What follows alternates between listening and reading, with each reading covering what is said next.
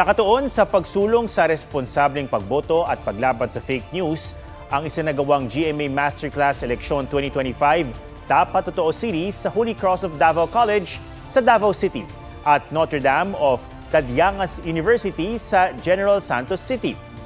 Binigyang diin ng mga speaker ang mga katangiang dapat suriin sa isang kandidato, pati na ang pagiging mapanuri sa mga nakikitang impormasyon online. Bilang pagsuporta naman sa responsible voting, pumirma sa Panata Wall ang mga estudyante.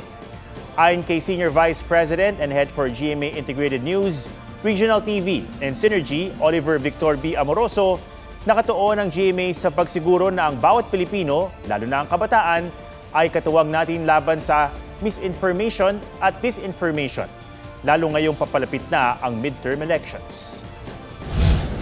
The GMA Masterclass Election 2025 Dapat Totoo series aims to remind us of our right to choose our leaders, the necessity of remaining vigilant, and the importance of being discerning in our choices.